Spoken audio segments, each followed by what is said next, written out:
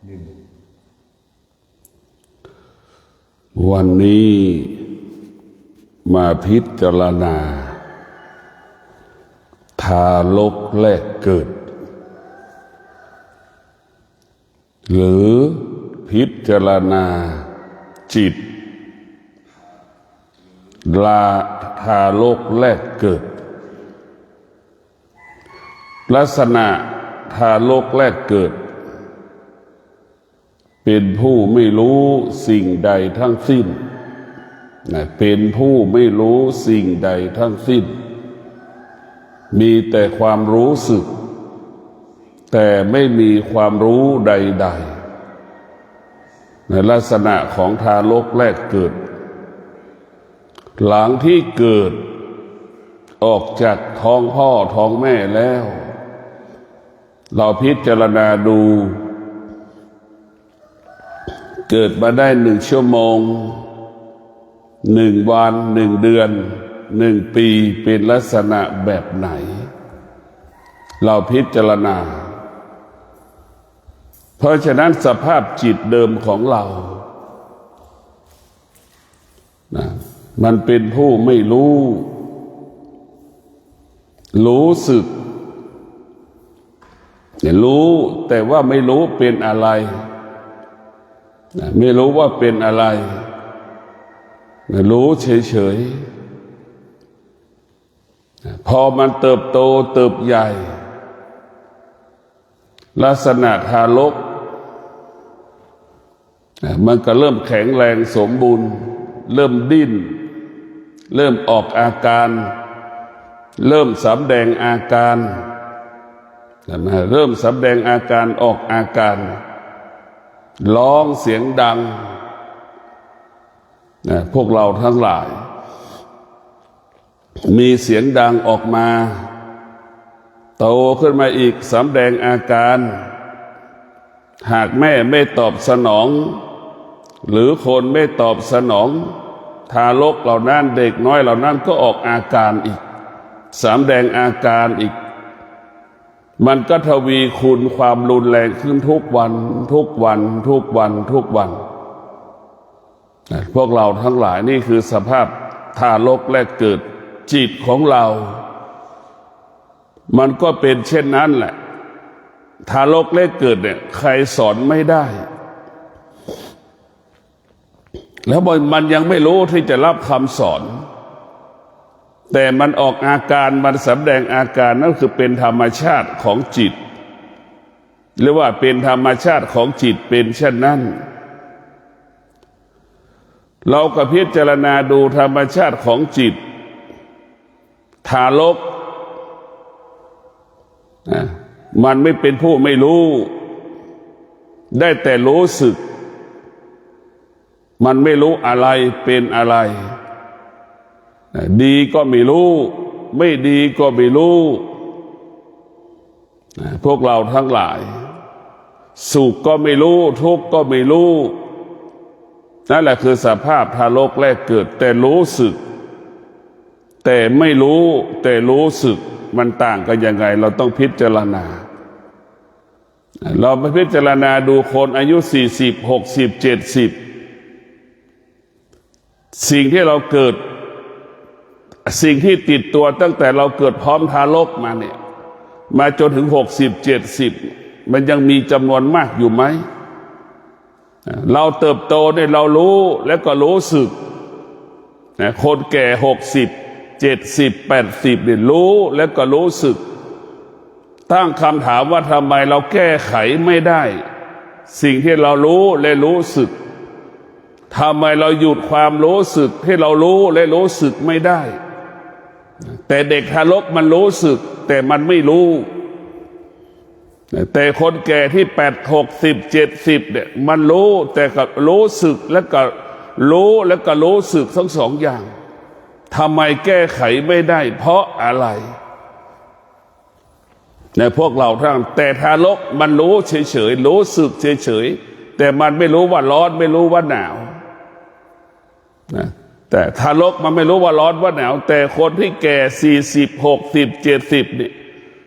รู้สึกแล้วก็รู้สองอย่าง รู้ด้วยแล้วก็รู้สึกด้วยแล้วก็ปล่อยความรู้สึกแล้วก็ปล่อยให้มันรู้เหล่านั้นน่ะโดยไปตามกาลเวลาโดยไม่เกิดการพัฒนาและเปลี่ยนแปลงดังเช่นเรารู้ว่ามันทุกข์อย่างนี้หรือเรารู้สึกว่ามันสุขอย่างนี้แล้วก็ปล่อยให้ทั้งสองคำนี้เกิดขึ้นมาทุกวันรู้ว่ามันทุกข์แล้วก็รู้สึกว่ามันทุกข์เรารู้สึกกับรู้อีกแต่เราก็แก้ทุกข์ไม่ได้แก้สุขที่มันเกิดขึ้นก็ไม่ได้และเราก็ไม่รู้ว่าสุขมันอยู่ที่ไหนทุกข์มันอยู่ที่ไหนแล้วก็ปล่อยให้สุขกับทุกข์นี่อยู่กับเราจนเราตายพวกเราทั้งหลายเราต้องพิจารณาที่จะแก้ไขสภาพชีวิตของเราสุขกับทุกข์มันก็มีค่าเท่ากับช้างน่ะเราก็เหมือนท่อนสูงที่ช้างลากน่ะเราก็ตกอยู่ใต้อำนาจมันทุกข์มันทรมานไหมนึกพิจารณาดูเราตกอยู่ใต้อำนาจความสุขความทุกข์เรากลายเป็นท่อนสูงสุขกับทุกข์กลายเป็นช้างลากสูงเห็นไหมมันบรรยะบรรยังมันลากสูงตามลงเขาลงดอยเห็นไหมมันกระทุกข์เป็นพวกเราทั้งหลายเราจึงตกอยู่ใต้อำนาจความสุขความทุกข์เพราะเรารู้สึกและก็รู้ด้วยและก็รู้สึกด้วยทั้งสองอย่างแต่เราไม่สามารถแก้ไขสิ่งที่เรารู้ได้เพราะเราไม่ได้ฝึกจิตถ้าเราฝึกฝนจิตอบรมจิตเราแยกแยะธรรมชาติของจิตกับธรรมชาติจิตที่อาศัยธรรมะสองอย่างเราจะเอายังไงจิตของเรามาอาศัยธรรมชาติตั้งแต่เกิดจิตเรามาเรียนรู้เรื่องธรรมชาติมันเป็นครูของเราตั้งแต่เกิดธรรมชาติจะเป็นผู้มีบทบาทต่อชีวิตของเราต่อจิตของเราธรรมชาติจะมีบทบาทควบคุมจิตเราจึงรับเอาธรรมชาติไว้ในจิตใจเราอยู่ตลอดเวลาเรารับธรรมชาติไว้ในจิตใจเราอยู่ตลอดเวลาเพราะฉะนั้นเราจะต้องถอนธรรมชาติออกจากจิตออกจากกายจึงได้บอกแล้วว่าธรรมชาติเป็นผู้เบียดเบียนจิตใจเราธรรมชาติเป็นผู้เบียดเบียนกายเราธรรมชาติผู้เบียดเบียนชีวิตของเราธรรมชาติไม่ได้สร้างสรรค์ชีวิตดังที่เราคิดธรรมชาติมาได้สร้างสรรค์ชีวิตเราแต่เราเข้าใจว่าธรรมชาติมันสร้างสรรค์ชีวิตธรรมชาติมันพัฒนาชีวิตพวกเราทั้งหลายธรรมชาติเป็นแค่ต้นแบบเป็นแบบอย่างแล้วเราก็พิจารณาเอาเหมือนดังนักธรณีวิทยาเห็นหยกเห็นไหมมันก็ผ่าหินก็นั่นท้ายสุดมันก็เลือกเอาหยกนั่นก็หมายถึงธรรมะหินที่ครอบหยกนั่นคือธรรมชาติเป็นผู้ปกปิดธรรมะธรรมชาติเป็นผู้ปิดกั้นขวางกั้นธรรมะเพราะคนจำนวนมากติดธรรมชาติหลงธรรมชาติไม่สามารถออกจากธรรมชาติได้ธรรมชาติก็เปรียบเสมือนคุกคนทั้งโลกก็เหมือนคนติดคุกเพราะติดในสุขติดในทุกข์ติดในสิ่งที่พอใจติดอยู่ในสิ่งที่ไม่พอใจจนเราหมดลมหายใจนี่คือสิ่งเหล่านี้เป็นธรรมชาติทั้งสิ้นในพวกเราทั้งหลายเราต้องออกจากธรรมชาติเป็นเหตุให้เรารู้ธรรมะเป็นเหตุให้เราอยู่เหนือสิ่งที่เรารู้ธรรมะได้เป็นผู้สร้างสรรค์ชีวิตธรรมะเป็นผู้พัฒนาชีวิตธรรมะเป็นผู้ปกป้องชีวิตธรรมะเป็นผู้คุ้มครองชีวิตเราจะสงบได้เพราะธรรมะเป็นเรื่องของความสงบธรรมะไม่ใช่เรื่องของความสุข แต่พวกเราทั้งหลายโดยเฉพาะธรรมะภาคปฏิบัติก็จะว่าด้วยเรื่องความสงบของกายกับจิตถ้าธรรมะของผู้ไม่ปฏิบัติก็เป็นเรื่องของความสุขของกายของจิตในพวกเราทั้งหลายความสุขของกายของจิตมันประกอบไปด้วยศีลเท่านั้นนะประกอบไปด้วยศีลแต่งตัวมีเงินมีสมบัติแค่นั้นแหละแต่ธรรมะที่มันธรรมะภาคปฏิบัติจะอยู่กับความสงบจะเห็นความสงบเอาความสงบมาเป็นหลักเพราะเมื่อความสงบก็เกิดจากสมาธิความสุขเกิดจากศีลแต่พวกเราทั้งหลายความสุขเกิดจากศีลความสงบเกิดจากสมาธิเมื่อเรามีปัญญาแล้วสุขเราก็ไม่เอาสงบก็ไม่เอาเราเอาเหลือแต่รู้ความจริงเท่านั้นรู้ความจริงเท่านั้นรู้ความจริงเมื่อปัญญามันเกิดแล้วเราจะเอาแต่ความจริงสุขเราก็ไม่เอาสงบเราก็ไม่เอาเราเอารู้ความจริงที่ของกายของจิตที่มันสัมผัสรู้สึกขนาดปัจจุบันนี้ในพวกเราทั้งหลายถ้าเราตกอยู่ใต้อำนาจของธรรมชาติเนี่ยพวกเราทุกวันนี้เราจิตของเราเป็นผู้ไม่รู้มันตึงตกอยู่ใต้อำนาจธรรมชาติธรรมชาติของมนุษย์มันสะสมสั่งสมนะมั้ยสิ่งที่มันรู้ทุกอย่างในสมองมนุษย์นี่ถ้ามันเป็นขยะมันเต็มแล้วมันล้นถังแล้วตาของเราถ้ามันเป็นถังขยะเนี่ยมันก็ล้นนะที่ตามันสัมผัสกับรูป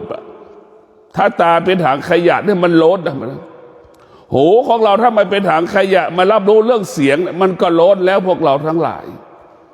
จมูกสัมผัสกับกลิ่นก็เหมือนกันถ้าจมูกเป็นถังขยะเนี่ยมันก็ล้นแล้วกลิ่นที่เราสัมผัสมันล้นหมดเรียกว่ามันล้นถังเนี่ยพวกเราทั้งหลายมันล้นถังมันล้นหมดแล้วเพราะฉะนั้นธรรมะนี่แหละพวกเราทั้งหลายเป็นผู้ปลดเปลื้องธรรมชาติธรรมะเป็นผู้ปลดเปลื้องธรรมชาติมนุษย์เกิดจากธรรมชาติของพ่อของแม่พ่อแม่เป็นผู้ที่ให้กำเนิดลูก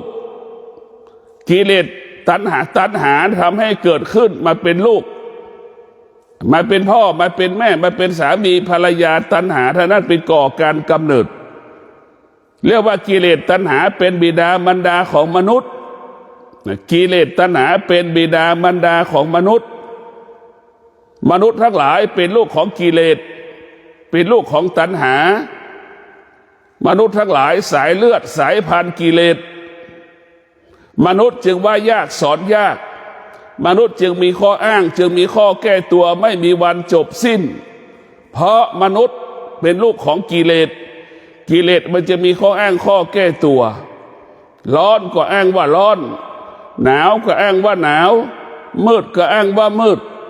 ค่ำก็อ้างว่ามันค่ำไกลก็อ้างว่ามันไกลมันมีข้ออ้างข้อแก้ตัวตลอดเวลานั่นแหละกิเลสนั่นแหละตัณหานั่นแหละคือราคะกิเลสมันจะปฏิเสธธรรมะตัณหามันก็ปฏิเสธธรรมะมันจะไม่ต้อนรับธรรมะมันจะปฏิเสธธรรมะตลอดเวลาแต่พวกเราทั้งหลายธรรมะทั้งหลายมันถูกกิเลสหรือธรรมชาติทับถมเหมือนหินที่เป็นหยกหินมันก็ครอบหยกไว้ในหินขี้ดินอีกชั้นดินชั้นหินอีกโถมไปอย่างนั้นตึกดูพวกเราทั้งหลายนั่นธรรมชาติมันจะหนาขนาดไหนเราได้คิดถึงคนที่ไปขุดหยกขุดเพชรขุดพลอยแต่มันลึกขนาดไหนเราพิจารณาดูแล้วเราต้องพิจารณาดูว่ามันอยู่ลึกขนาดไหนล่ะแร่แต่ละชนิดมันอยู่ลึกขนาดไหนเรานึกดูกันแล้วกันมันทับถมด้วยดินนั่นแหละธรรมชาติมันก็เป็นอย่างนั้นแหละทับถมจิตใจเรา ทับถมจิตใจเราจำเป็นต้องมีสติเราต้องมีสัจจะเราต้องมีวิริยะเราต้องมีความภาคเพียรเหมือนนักธรณีวิทยาขุดเพชรขุดพลอยขุดหยกนั่นแหละซึ่งหินและหยกมันอยู่ในดินเนี่ยเราจะต้องใช้ความภาคเพียรสูงมากเราจะต้องใช้วิริยะภาคเพียรเราจะต้องใช้ความอดทนเราถึงจะค้นพบหยกที่อยู่ในดินเช่นเดียวกับเรามีสติมีสัจจะมีวิริยะขันติเราถึงจะพบแก่นของธรรมสาระของธรรมในพวกเราทั้งหลายจิตที่ไม่มีธรรมะมันก็จะเป็นเอาธรรมชาติมาเป็นครูมาเป็นอาจารย์นะพวกเราทั้งหลายทุกวันนี้เราไปพึ่งอะไรเราไปพึ่งธรรมชาติหมดมันก็สมมติขึ้นทั้งสิ้นสมมติว่าแม่สมมติว่าพ่อสมมติว่าสามีสาภรรยาลูกสิ่งสมมติทั้งสิ้นสิ่งเหล่านี้เป็นสิ่งสมมติสิ่งสมมติเราควบคุมไม่ได้เพราะสิ่งสมมติมันแปรสภาพอยู่ตลอดเวลาเราจะเห็นได้ว่าสิ่งสมมติมันแปรสภาพแต่ธรรมะของพระพุทธเจ้าเนี่ยให้เข้าใจเรื่องธรรมชาติให้เข้าใจเรื่องธรรมชาติให้เรารู้เรื่องธรรมชาติให้เราอยู่เหนือธรรมชาติธรรมะของพระพุทธเจ้าก็คือปัญญาสติปัญญาให้เราอยู่เหนือธรรมชาติธรรมชาติก็คือความสุขความทุกข์ความโกรธความโลภความหลงโมโหหงุดหงิดอึดอัดอย่างนี้พวกเราทั้งหลายสิ่งเหล่านี้ทำให้เราเกิดอาการสำแดงอาการเรียกว่าธรรมชาติเป็นเหตุให้รู้ธรรมะได้จะเป็นเหตุให้เราอยู่เหนือรู้ธรรมะจะไม่ตอบสนองสิ่งที่เรารู้เพราะสิ่งที่เรารู้มาเป็นธรรมชาติก็หมายถึงอนิจจังทุกขังอนัตตาเป็นธรรมชาติสิ่งใดที่เป็นธรรมชาติมันอยู่ภายใต้อนิจจังทุกขังอนัตตาสิ่งที่เป็นอนิจจังทุกขังอนัตตาเนี่ยมันก็ควบคุมไม่ได้เป็นสิ่งที่ไม่ทนเป็นสิ่งที่ทนได้ยากเหมือนเราไม่ให้แก่มันก็ห้ามไม่ได้ห้ามเจ็บก็ห้ามไม่ได้ห้ามตายก็ห้ามไม่ได้เนี่ยห้ามไม่ได้เราก็ต้องพิจารณาห้ามแก่ห้ามเจ็บห้ามตายเราห้ามมันไม่ได้เพราะฉะนั้นพวกเราต้องพิจารณาชีวิตของเรานี่เราควบคุมไม่ได้แต่พระพุทธเจ้าบอกเราควบคุมจิตเราได้จิตถ้าเราฝึกฝนเราจะควบคุมจิตได้จิตที่เราฝึกฝนเราจะควบคุมกายได้ในพวกเราทั้งหลายเมื่อจิตเป็นของผู้รู้เมื่อจิตเป็นผู้รู้นี่จิตก็สามารถอยู่กับจิตได้นะจิตอยู่กับจิตได้จิตก็ควบคุมความรู้สึกต่างๆได้ถ้าจิตนั้นได้รับการฝึกฝนอบรมเหมือนช้างอยู่ในป่าเราก็สามารถไปจับมันจับมาแล้วเราก็สามารถควบคุมได้นั่นแหละเราควบคุมช้างได้นั่นแหละเมื่อควบคุมช้างได้ยังไม่พอเราก็ยังสามารถฝึกฝนช้างได้อีกอบรมช้างอีกจนถึงที่สัตว์จนถึงที่สุดช้างนั้นก็เป็นช้างแสนรู้อีกเห็นไหมจิตเราก็เป็นเช่นนั้นแหละจิตดั้งเดิมเราก็เหมือนช้างป่าเป็นผู้ไม่รู้นั่นแหละแต่พอช้างไปรับการฝึกฝนช้างได้กลายเป็นช้างแสนรู้สามารถอยู่กับคนได้คนก็สามารถอยู่กับช้างได้ทั้งช้างทั้งคนกลายเป็นมิตรซึ่งกันและกันในพวกเราทั้งหลายธรรมชาติของจิตเราก็เหมือนช้างอยู่ในป่าล่ะถ้าเราฝึกจิตแล้วจิตเราก็จะเหมือนควานช้างกับช้างน่ะมันจะคุ้นเคยกันช้างเปรียบเสมือนกายจิตเราก็เปรียบเสมือนควานช้างนั่นแหละพวกเราทั้งหลายมันคุ้นเคยกัน นะกายของเราเหมือนช้างจิตเราเหมือนควานช้างท้ายสุดช้างกับควานช้างอยู่ร่วมกันได้ไม่เกิดอาการไม่สำแดงอาการกลายเป็นเพื่อนที่รักซึ่งกันและกันได้นี่แหละคือสภาพจิตในพวกเราทั้งหลายสภาพจิตที่ฝึกฝนอบรมนั่นก็จะเป็นจิตของผู้รู้เมื่อจิตเป็นผู้รู้จิตนั้นก็จะอยู่ในสิ่งที่จิตควรอยู่จิตมันก็จะเลือกอยู่ได้ว่าสมควรอยู่ตรงไหนไม่สมควรอยู่ตรงไหนสิ่งไหนจิตมันควรรู้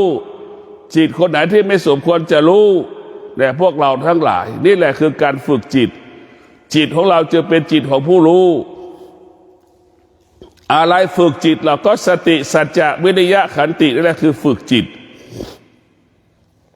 การฝึกจิตนี่แหละทำมันก็ต้องอาศัยสติสัจจะวิริยะขันติฝึกจิตจิตเรามันไม่มีค่าไม่มีราคาเหมือนเศษเหล็กเหมือนเหล็กที่เป็นแท่งพอเราฝึกฝนจิตเมื่อเราอบรมจิตจิตนั้นจะมีค่าเหมือนเราเอาเหล็กนะไปตีกลายเป็นมีดกลายเป็นจอบกลายเป็นเสียมกลายเป็นดาบกลายเป็นวัตถุสิ่งของต่างๆกลายเป็นสิ่งที่มีค่าเราฝึกจิตเราก็จะเป็นจิตที่มีค่าดังเหล็กเห็นไหมมันไม่มีค่าพอเอาไปตีเป็นมีดก็มีค่าขึ้นมาทันทีจิตที่ฝึกฝนก็จะจิตนั้นมีคุณค่ามีความหมายจิตนั้นเป็นจิตของผู้รู้เนี่ยพวกเราทั้งหลายช่างตีเหล็กเหล็กนั้นจะงดงามได้เป็นศิลปะมีดต่างๆจอบต่างๆเสียมต่างๆวัตถุต่างๆมันก็เกิดขึ้นกับคนช่างตีเหล็กมีสติมีสัจจะมีวิริยะมีขันตินี่แหละทำให้เรานั้นเหล็กนั้นจะทำให้มันงดงามได้มีศิลปะงดงามได้มีคุณค่าได้กับที่ช่างตีเหล็กชีวิตเราก็เช่นเดียวเราเมื่อเราฝึกฝนจิตชีวิตเราจะมีค่ามีความหมายอยู่ที่เราที่ฝึกจิตเราไม่ได้ฝึกจิตชีวิตเราก็ไม่มีค่าใดๆทั้งสิ้นนะพวกเราทั้งหลาย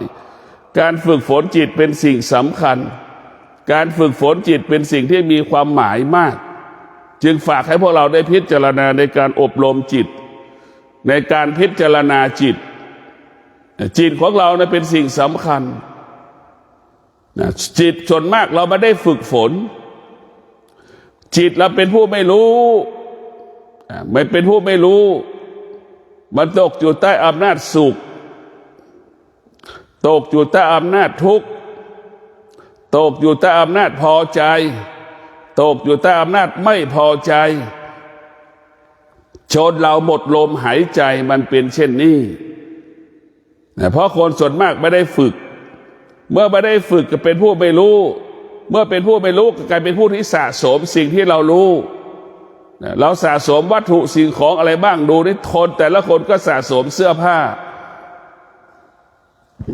คนแต่ละคนเนี่ยบ้านหนึ่งหลังมีคน5 คนอย่างเนี้ย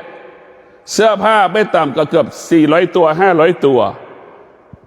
พวกเราทั้งหลายพิจารณาดูดิแต่ละคนก็มีเสื้อไปจะไม่ต่ำกว่าเป็นร้อยตัวเสื้อที่เราใส่แล้วเสื้อที่เราใส่แล้วเราก็หยุดใส่แล้วก็ยังเก็บสะสมนั่นแหละเป็นผู้ไม่รู้จะสะสมสิ่งที่เราไม่ใช้สะสมสิ่งที่ไม่จำเป็นเหมือนเราสะสมความทุกข์นั่นแหละเหมือนเราสะสมความสุขนั่นแหละเห็นไหมสุขก็ละสุขก็สะสมทุกวันทุกสุขก็ทุกวันทุกก็สุขทุกวันสุขก็สุขทุกวันก็เพราะเราสะสมแต่เราไม่ได้พิจารณาที่จะให้เหลือความสำคัญแก่กายกับจิตแต่ถ้าเราพิจารณาแล้วเราจะให้กายกับจิตเรานั้นเหลือแต่สงบสุขเหลือแต่สงบเท่านั้นพวกเราทั้งหลายความสงบเป็นเรื่องของผู้ที่ฝึกจิตความสุขเป็นผู้ของผู้ไม่ได้ฝึกจิตความสุขเป็นเรื่องของผู้ที่ไม่ได้ฝึกจิตให้เราเข้าใจว่าสงบสุขเป็นอีกตัวหนึ่งสงบอยู่สูงความสุขอยู่ที่ต่ำพวกเราทั้งหลายความสุขเป็นของต่ำความสงบเป็นของสูงสูงสุดก็คือตัวปัญญาตัวปัญญาเป็นตัววิเศษที่สุดสูงสุดคือตัวปัญญาเรียกว่าสุข เป็นรากฐานสงบเป็นของกลางตัวปัญญาเป็นตัวขั้นสูงสุดศีลเป็นเบื้องต้นสมาธิเป็นขั้นกลางปัญญาเป็นขั้นสูงสุดรู้ความจริงละความจริงรู้ความจริงอยู่เหนือความจริงจมบทอยู่กับความเป็นจริงบรรพธุดงค์มีแต่บาตรมีแต่โกฎ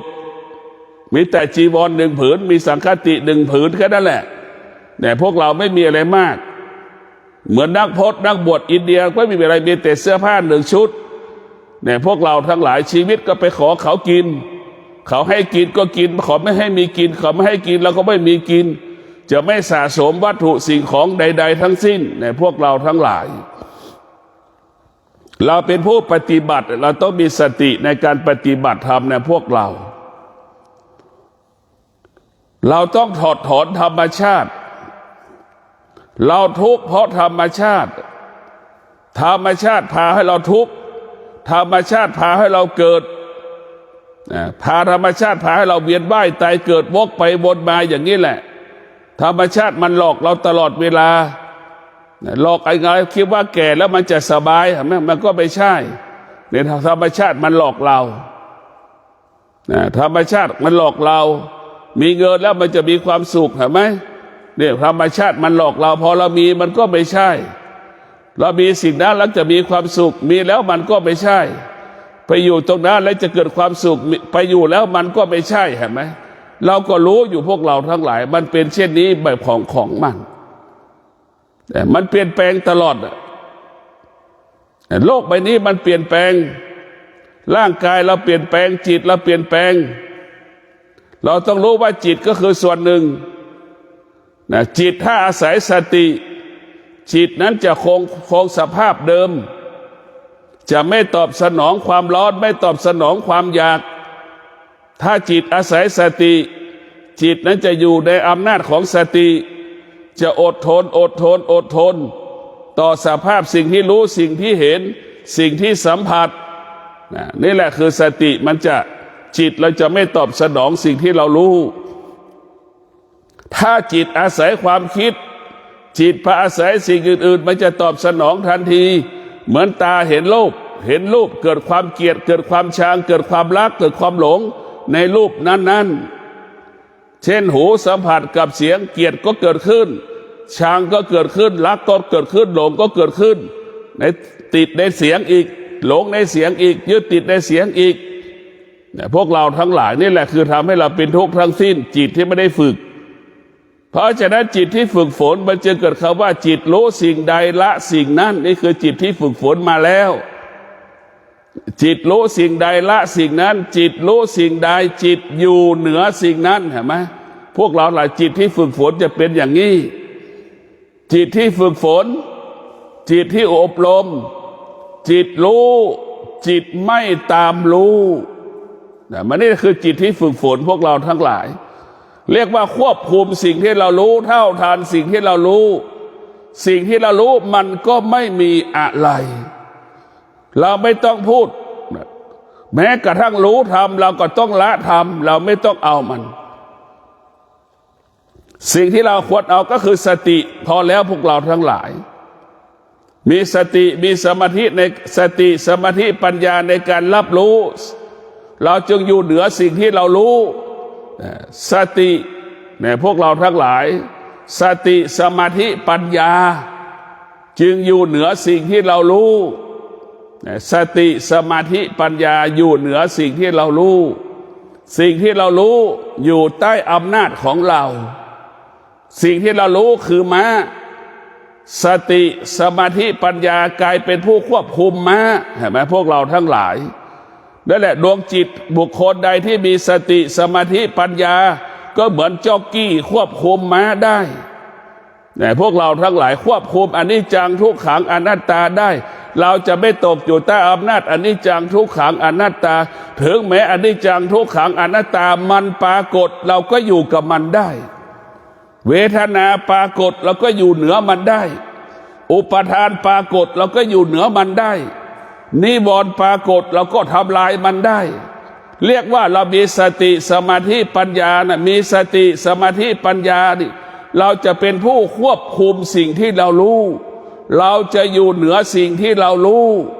สิ่งที่เรารู้จะต้องเป็นธาตุของเราเป็นพาหนะของเราเนี่ยเหมือนช้างเป็นพาหนะของเราเรากลายเป็นควานช้างกำกับช้างควบคุมช้างได้นั่นแหละสติสมาธิปัญญาจึงเป็นผู้ควบคุมทุกสิ่งทุกอย่างโลกใบนี้สติสมาธิปัญญาจึงเป็นผู้ควบคุมกายกับจิตให้อยู่เหนืออำนาจของความโลภความโกรธความหลงอยู่เหนือกำนาจกิเลสตัณหาราคะในพวกเราทั้งหลายสติสมาธิปัญญาควบคุมดังสติสมาธิปัญญาเหมือนควานช้างควบคุมช้างได้สติสมาธิปัญญาเหมือนจ็อกกี้ควบคุมม้าได้เนี่ยพวกเราทั้งหลายนี่แหละสติสมาธิยิ่งใหญ่ขนาดไหนเราต้องบำเพ็ญเพียรให้กายกับจิตเรามีสติมีสมาธิมีปัญญาเราจึงเป็นอิสระกายเราจะเป็นอิสระได้จิตเราจะเป็นอิสระได้ต้องประกอบด้วยสติสมาธิปัญญาสติสมาธิปัญญาจะทำให้จิตเราเป็นอิสระไม่ติดไม่หลงตัวสมาธิก็ตั้งมั่นเราจะไม่ยึดติดอยู่แล้วสติก็รู้อยู่แล้วสติก็คือรู้สมาธิก็คือตั้งมั่นปัญญาก็คือรู้ความจริงละความจริงรู้สิ่งใดให้เราละสิ่งนั้นนี่มันจะบอกอย่างนี้เลยเราเป็นอิสระเหมือนดังที่บอกว่าเราปฏิบัติธรรมเราไปสู่สภาพเดิมสติสมาธิปัญญาเราไปสู่สภาพเดิมเหมือนทารกแรกเกิดอีกเป็นอิสระแบบนั้นแหละพวกเราทั้งหลายเป็นอิสระเหมือนทารกแรกเกิดเห็นไหมมันไม่รู้สุขทุกข์ไม่มีค่าดีชั่วไม่มีค่าเหมือนทารกแรกเกิดสติสมาธิปัญญาเราก็ไปสู่สภาพนั้นสิ่งใดๆก็ไม่มีค่าสำหรับเราในพวกเราทั้งหลายสิ่งใดๆไม่มีค่าสิ่งที่มีค่าก็คือตัวรู้ความจริงอยู่เหนือความจริงรู้ความจริงละความจริงรู้ความจริงไม่ยึดติดในความจริงแล้วว่ายึดติดเราไม่ยึดติดในสิ่งที่เรารู้นี่แหละตัวสิ่งที่มีค่าที่สุดพวกเราทั้งหลายตัวยิ่งใหญ่ที่สุดก็คือสติสมาธิปัญญาเป็นแสงสว่างของพระอรหันต์เจ้าเป็นแสงสว่างของพระอริยะเจ้าบุคคลใดที่บำเพ็ญเพียรมาถึงสติสมาธิปัญญาแล้วนั่นแหละหัวใจพระอริยะเจ้าจะอุบัติเกิดขึ้นแล้วนี่แหละพวกเราทั้งหลายรู้ความจริงละความจริงรู้ความจริงอยู่เหนือความจริงนี่แหละหัวใจพระอริยะเจ้าคือเป็นอิสระเหมือนนกบินกลางอากาศปราศจากสิ่งใดที่มาหยุดยั้งมันได้พวกเราทั้งหลายสติสมาธิปัญญาเป็นเส้นทางพระอริยะเจ้าดำเนินอยู่ดำเนินต่อไปสืบเนื่องไปบุคคลใดก็แล้วแต่ที่เดินทางด้วยสติสมาธิปัญญาอาศัยสติสมาธิปัญญานั่นแหละเข้าสู่หัวใจอริยะเจ้าในพวกเราทั้งหลายเรียกว่าอริยะเจ้าอยู่ตรงนี้สติสมาธิปัญญาเป็นแก่นเป็นสาระของพระอริยะเจ้าพระอริยะเจ้าทุกๆพระองค์มีหลวงปู่มั่นเป็นประธานเนี่ยก็เอาสติสมาธิปัญญานี่แหละมาเป็นหลักเราจะสังเกตได้หลวงปู่มั่นให้ความสำคัญพระธรรมของพระพุทธเจ้าเป็นหลักให้ความสำคัญสติสมาธิปัญญาเป็นหลักหลวงปู่มั่นจึงไม่ได้สร้างศาสนวัตถุใดๆทั้งสิ้นหลวงปู่มั่นเน้นสร้างศาสนธรรมคำสอนของพระพุทธเจ้าเท่านั้นเราจะสังเกตได้พ่อแม่ครูบาอาจารย์เราเช่นหลวงปู่มั่นนี่ในร่างกายหลวงปู่มั่นในดวงจิตหลวงปู่มั่นอุดมสมบูรณ์ไปด้วยสติสมาธิและปัญญาจึงได้ชื่อว่าผู้บรรลุธรรมเห็นธรรมเพราะสติสมาธิและปัญญานี่แหละจึงทำให้ดวงจิต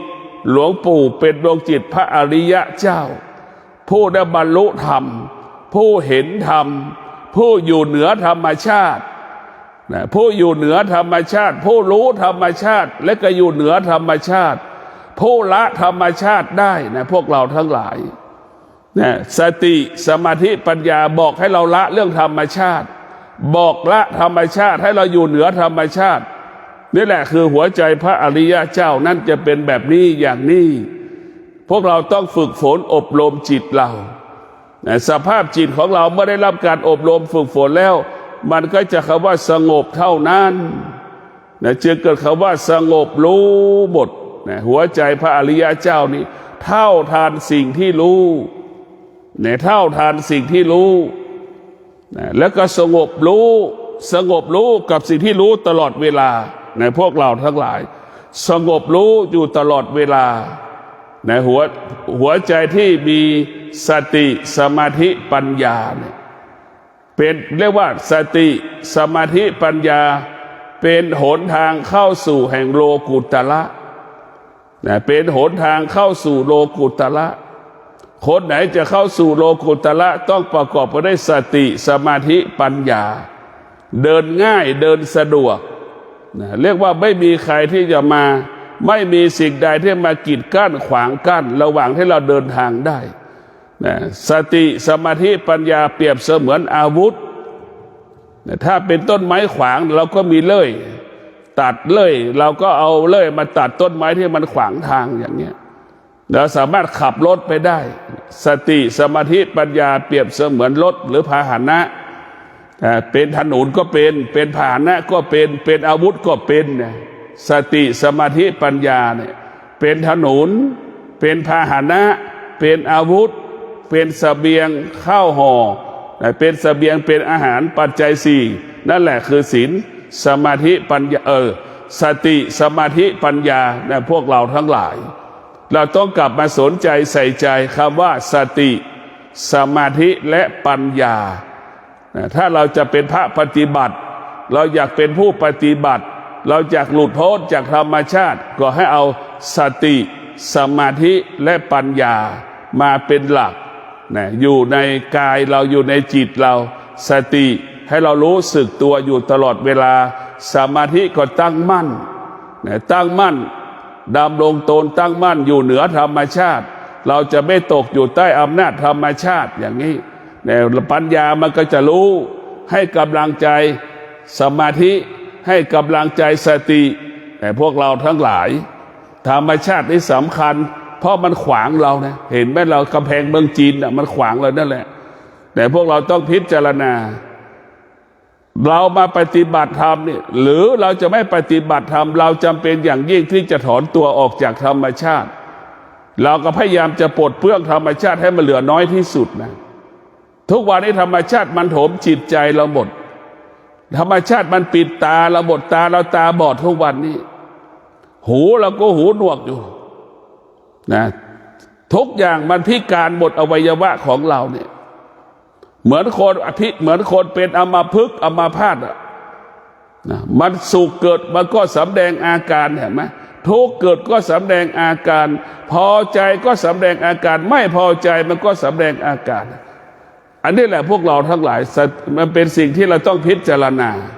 นี่คือหลักของธรรมชาตินี่คือธรรมชาติมันเป็นแบบนี้เราจะต้องอยู่เหนือธรรมชาติเราจะต้องปลดเปลื้องธรรมชาติให้มันเหลือน้อยที่สุดหรือที่สุดให้มันหมดสิ้นไปจากกายจากจิตเราถึงจะได้เป็นหัวใจอริยะเราจะเข้าถึงเส้นทางอริยะได้เมื่อเราปลดเปลื้องธรรมชาติที่ออกจากที่อยู่ในกายในจิตที่กายกับจิตมันสะสมหรือมันติดตัวมันตั้งแต่เราเกิดออกให้หมดถอนให้หมดถ้ากายของเราเหมือนกายทารกแรกเกิดเห็นไหมกายทารกแรกเกิดถือว่าบริสุทธิ์กายกรรมไม่มีแต่ไม่ว่าจีกรรมไม่มีมโนกรรมไม่มีเราจะต้องให้กายกรรมวจีกรรมกายของเราสะอาดบริสุทธิ์เหมือนทารกแรกเกิดไปสู่สภาพเดิมอีกทารกแรกเกิดไม่มีเสื้อติดตัวไม่สะสมเห็นไหมรู้สึกเฉยๆแต่ไม่รู้ดีไม่รู้ไม่ดีไม่รู้ แต่เราปฏิบัติธรรมหัวใจพระอริยเจ้าก็รู้แต่ไม่ตอบสนองสิ่งที่เรารู้นะทารกและเกิดมันรู้แต่มันไม่สามารถตอบสนองได้เหมือนกันเห็นไหมพวกเราทั้งหลายเหมือนเช่นเดียวกันหัวใจพระอริยเจ้ากับหัวใจทารกแรกเกิดมันสะอาดขนาดไหนพวกเราบริสุทธิ์ขนาดไหนร่างกายทารกแรกเกิดไม่เปื้อนเปื้อนด้วยราคะราคีใดๆที่ออกมานะแล้วดูร่างกายพระอริยเจ้าก็สะอาดเหมือนร่างกายทารกแรกเกิดนั่นแหละพวกเราทั้งหลายนี่แหละคือสะอาดและบริสุทธิ์กายและหัวกายและจิตของพระอริยเจ้าเขาเปรียบเสมือนทารกแรกเกิดสะอาดและบริสุทธิ์ก็ขอให้พวกเราทั้งหลายน้อมนำเอาสติน้อมนำเอาสมาธิน้อมนำเอาปัญญามากำจัดธรรมชาติ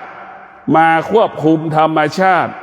กำจัดธรรมชาติให้หมดสิ้นไปจากกายจากจิตธรรมชาติก็เปรียบความโลภความโกรธความหลงก็เปรียบเสมือนสิ่งที่มันเปื้อนตามร่างกายของเรา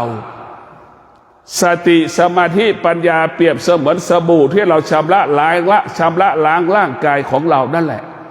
ในพวกเราทั้งหลายให้มันสะอาดให้กายเราสะอาดบริสุทธิ์ก็ขอให้ท่านทั้งหลายมีสติมีสมาธิมีปัญญามีสติมีสมาธิและมีปัญญาชีวิตเราจะงอกงามชีวิตเราจะเป็นอิสระชีวิตเราจะอยู่เหนือธรรมชาติชีวิตเราจะเป็นอิสระได้เมื่อเราอยู่เหนือธรรมชาติกายกับจิตเราต้องมีสติมีสมาธิมีปัญญาเท่านั้นจึงจะอยู่เหนือธรรมชาติได้ก็ขอความสุขสวัสดีจงเกิดแก่ท่านทั้งหลายขอให้ท่านทั้งหลายมีสติออกจากธรรมชาติมีสมาธิตั้งมั่นอยู่เหนือธรรมชาติมีปัญญารู้ความจริงละความจริงของธรรมชาติทั้งหมดทั้งสิ้นให้เราอยู่กับธรรมธรรมก็คือสติสมาธิปัญญาเป็นสิ่งที่สะอาดเป็นสิ่งที่บริสุทธิ์เหมือนทารกแรกเกิดเหมือนจิตทารกแรกเกิดเหมือนกายทารกแรกเกิดนั่นแหละขอเจริญพร